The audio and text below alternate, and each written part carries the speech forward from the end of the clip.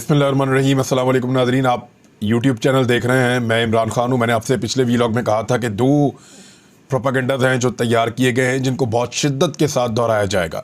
इस प्रोपेगेंडा को आने वाले दिनों में राणा सनाउल्लाह साहब ने तो इसको शुरू कर दिया है। मरियम औरंगज़ेब इसके ऊपर बहुत बात करेंगी, मरियम नवाज़ भी इस पे बात करेंगी, शहबाज शरीफ भी इस पे बात करेंगे, ख्वाजा आसिफ भी इस पे बात करेंगे, एहसन इकबाल भी इस पे बात करेंगे और बहुत सारे दीगर PMLN के लोग जो किचन कैबिनेट है PMLN की, वो लोग इस पे बात कर रहे होंगे।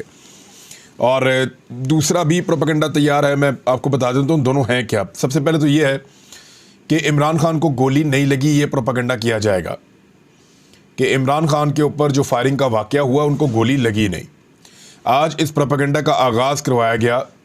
जो गोलियां मारने वाला हमला आवर था नवीद, उसके वकील से, और उसका वकील जो है वो शहबाज शरीफ के साथ, उसकी बाकायदा फ़ोटो भी मैंने देखी अभी सोशल मीडिया पे कि शहबाज शरीफ को वो हाथ में ला रहा है बड़े अदब के साथ।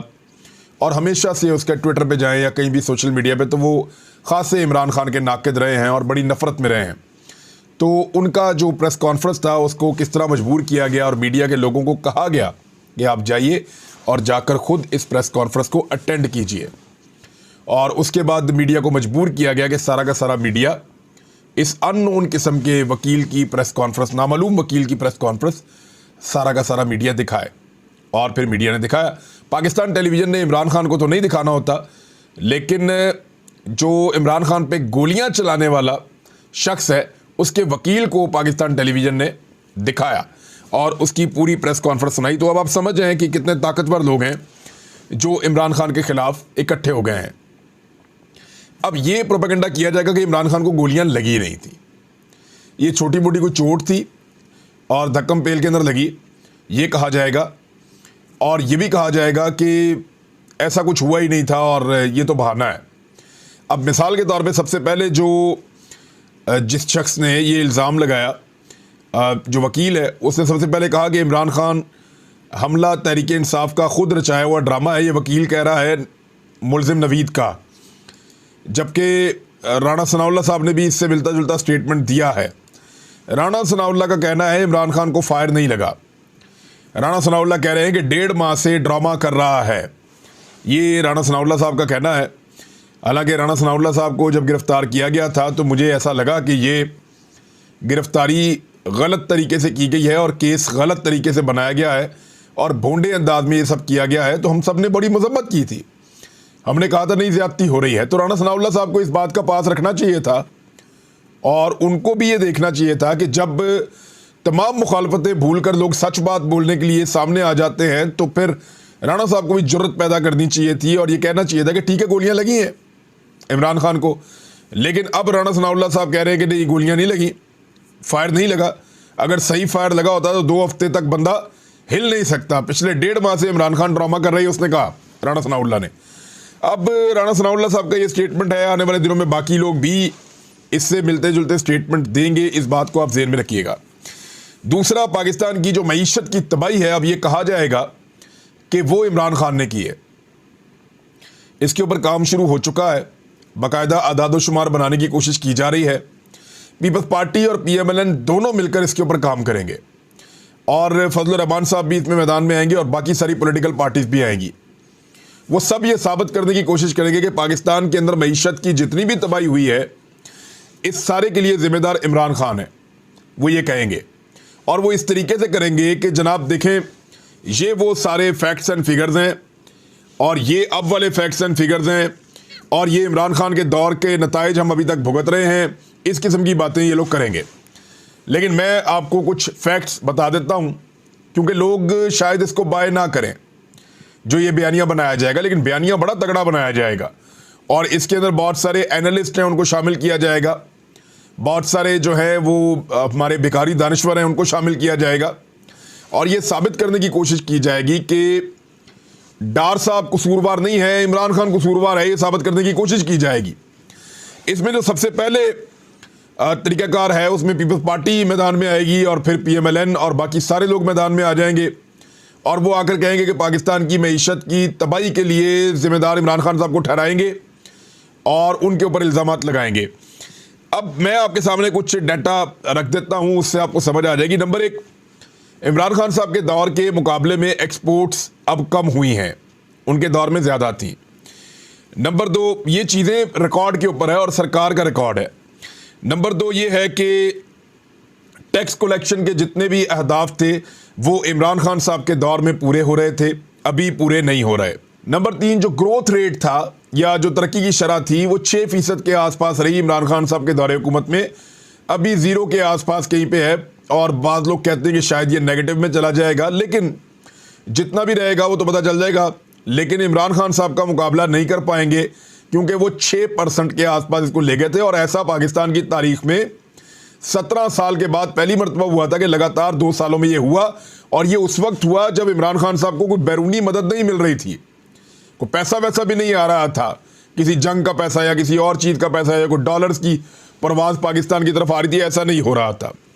महंगाई पाकिस्तान में कोरोना के बावजूद और आलमी महंगाई के बावजूद इमरान खान साहब ने कंट्रोल में रखी हुई थी।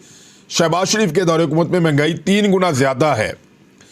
और एम्प्लॉयमेंट इमरान खान साहब के दौरे हुकूमत में हर साल 18.5 लाख लोगों को रोज़गार मैसर आए, यानी नए 18.5 लाख लोगों को हर साल इमरान खान साहब के दौरे हुकूमत में नौकरियां मिलती थी। जबकि पिछले 8 महीने के अंदर जब से ये हुकूमत बनी है लगभग 22 से 25 लाख लोग बेरोज़गार हो गए हैं, उनकी नौकरियां चली गई हैं। आलमी कुछ इदारे होते हैं जो रेटिंग्स देते हैं, जो बताते हैं कि इस मुल्क की मईशत कैसी चल रही है। जो टॉप 3 रेटिंग कंपनीज़ हैं उनका मैंने नाम निकाला और चेक किया कि वो इमरान खान साहब के दौरे हुकूमत में क्या कहती थी और आज क्या कहती हैं। उनमें एक मूडीज़ है, एक S&P ग्लोबल रेटिंग्स है और तीसरी फिच है। ये तीनों इमरान खान साहब के दौरे हुकूमत में कह रहे थे कि हालात पहले स्टेबल हुए और उसके बाद इन्होंने पॉजिटिव करार दिया। यानी ये आलमी रेटिंग एजेंसी इमरान खान साहब के दौरे हुकूमत में उनकी माशी पॉलिसीज़ को और पाकिस्तान की मईशत को मस्बत करार दे रही थी। और अब ये तमाम शहबाज शरीफ के दौरे हुकूमत के चंद महीनों के अंदर अंदर ही पाकिस्तान के तमाम रेटिंग्स को मनफी करार दे रही हैं और शहबाज शरीफ साहब की पॉलिसीज से ये मुतमईन नहीं है और पाकिस्तान का भट्टा जो बैठ गया है ये उसकी गवाही दे रही हैं। ये इंटरनेशनली अब साबित हो रहा है, सिर्फ मैं पाकिस्तान की बात नहीं कर रहा। और ये रेटिंग एजेंसीज हैं जिनकी बुनियाद के ऊपर किसी मुल्क में इन्वेस्टमेंट आती है या बैनुल अक़वामी इदारे उस मुल्क के साथ डील करते हैं, क्योंकि इनमें एक्सपर्ट होते हैं और वो अपनी एक्सपर्ट ओपिनियन देते हैं एक एक चीज़ के अंदर जायज़ा लेकर कि ये मुल्क कहाँ पहुँचा है। तो इमरान खान साहब के दौरे हुकूमत में इन तीनों टॉप रेटिंग एजेंसीज का ये कहना था कि पाकिस्तान बेहतरी की तरफ जा रहा है और अब इन तीनों का ये मानना है कि पाकिस्तान तनज़ली की तरफ लगातार गिरता चला जा रहा है और बहुत ज़्यादा गिर गया है। इमरान खान साहब के दौरे हुकूमत में जो रिज़र्व थे हमारे national reserve state bank of Pakistan के, वो 16.2 या 16.4 अरब डॉलर थे। ये इतने अमरीकी डॉलर पाकिस्तान के रिज़र्व थे, लेकिन अब जो हैं वो पहुंच गए हैं मज़ीद बल्कि कम हो गए। अब एक नई खबर आई है, वो भी मैं आपको बता देता हूं। अब रिज़र्व मज़ीद कम होकर 5.58 अरब अमरीकी डॉलर हो गए हैं, यानी लगभग 5.5 अरब अमरीकी डॉलर हमारे पास बचे हैं। पिछले हफ्ते 5.8 अरब अमरीकी डॉलर थे, अब 5.58 अरब अमरीकी डॉलर हैं। 245 मिलियन अमरीकी डॉलर मजीद कौमी खजाने में से कम हो गए। पाकिस्तान के आर्मी चीफ गए हैं सऊदी अरब के दौरे पर और पाकिस्तान शायद वाहिद मुल्क है जिसके आर्मी चीफ को और भी बहुत सारे काम करने पड़ते हैं। हालांकि दुनिया भर में आर्मी चीफ की ड्यूटी जो है वो मुल्क का तहफ़्फ़ुज़ है, लेकिन यहाँ पे और भी बहुत सारे तहफ़्फ़ुज़ करने पड़ते हैं उनको। दोस्त ममालिक से पैसे भी मांग के लाने पड़ते हैं, ताल्लुकात भी देखने पड़ते हैं, वादे भी निभाने पड़ते हैं और बहुत सारी चीज़ें करनी पड़ती हैं। तो इजाफी ड्यूटीज़ बहुत ज़्यादा हैं पाकिस्तान के आर्मी चीफ के लिए हमेशा से। और अब ये आर्मी चीफ जब सऊदी अरब गए हैं तो तमाम हुक्मरान जो हैं वो राल टपका रहे हैं कि शायद सऊदी अरब से कुछ पैसे लेकर आ जाएंगे। उम्मीद है, हो सकता है कोई 1 अरब डॉलर 2 अरब डॉलर मजीद पाकिस्तान को मिल जाए सऊदी अरब से। लेकिन अगर 1-2 अरब डॉलर 3 अरब डॉलर पाकिस्तान को मजीद मिल जाते हैं तो वो तो कर्जा होगा, और उससे पहले भी हमारे पास उनका 3 अरब डॉलर पड़ा है। हो सकता है वो हमें कुछ तेल दे दें, कुछ और चीज़ें दे दें, कुछ हमारी बात मान लें, कुछ अपनी बात मनवा लें, कुछ और दोस्त मुल्क मदद कर दें। लेकिन ये जितनी भी मदद होगी ये पैसा आपको वापस करना पड़ेगा। पाकिस्तान को जब संभालेंगे पाकिस्तानी संभालेंगे। आर्मी चीफ आपको पैसे मांग कर ला कर दे सकते हैं, कमा कर ला कर नहीं दे सकते। वो आपको, कौम को और लीडरशिप को खुद कमाने पड़ेंगे। और उसमें अभी तक हम नाकाम रहे हैं। और ये जो पीडीएम की हुकूमत बनी है चूं-चूं का मुरब्बा, ये तो सिर्फ पैसे उड़ाने में हमें नजर आया कि इन्होंने तबाही फेरी है, जमा करने के अंदर तो ये बिल्कुल नाकाम रहे हैं। मैं आपको पैसों के बारे में एक चीज़ बताता हूँ। हम मुकाबला करते हैं दुनिया का, मैंने ये सिर्फ इंडिया का एक रिकॉर्ड निकाला है। आप इंडिया के साथ आपकी इकॉनमी का मुकाबला होता था ना, अब इंडिया को छोड़ दें, इंडिया के इंडिविजुअल्स या इनफरादी तौर पे उनके बंदों के साथ अपने मुल्क की इकॉनमी का आप मुकाबला कर लें। इंडिया में एक आदमी है गौतम अदानी, इसकी जो नेटवर्थ है ना, जो पैसा इसके पास है, पाकिस्तान के कौमी खजाने के अंदर जो पैसा पड़ा हुआ है ना, वो 5.6 अरब डॉलर लगा लें आप, बहुत ज़्यादा मैं बढ़ा के बता रहा हूँ आपको। 5.6 अरब डॉलर पाकिस्तान के कौमी खजाने में पड़ा हुआ है ज़र मुबादला के ज़खायर में, और 150 अरब डॉलर का ये अकेला बंदा मालिक है। कहाँ मुकाबला करेंगे हम बात करते हैं मुकाबला करने की, हम बात करते हैं ये कर देंगे, वो कर देंगे, ऐसे कर देंगे, आंख निकाल देंगे। कैसे निकाल देंगे भाई?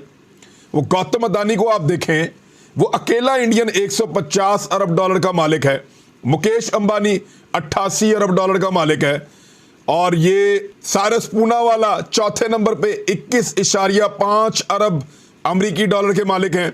शिव नदर ये जनाब 21.4 अरब अमरीकी डॉलर के मालिक हैं। जिंदल साहब हैं जी 16.4 अरब डॉलर के मालिक हैं। दिलीप साहब हैं, ये 15.5 अरब डॉलर के मालिक हैं। और इसके बाद हिंदुजा ब्रदर्स ये 15.5 अरब डॉलर के मालिक हैं।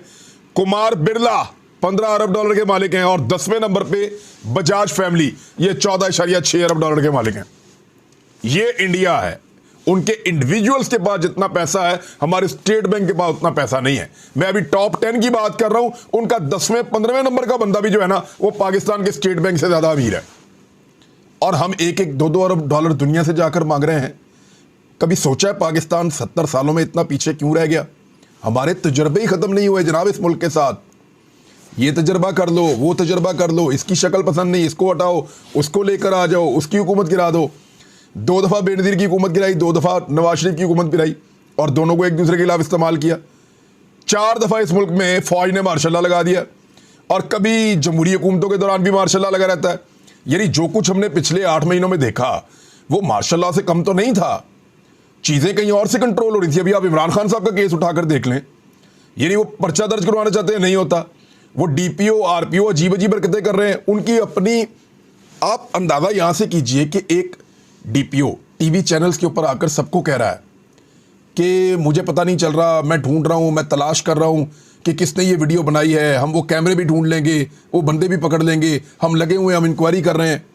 और बाद में फुटेज के अंदर साबित हो रहा है कि उस बंदे ने खुद वो वीडियो बनवाई थी और अपने मोबाइल से पहुंचाई थी जहां पहुंचानी थी, और वहां से फिर आगे फैल गई।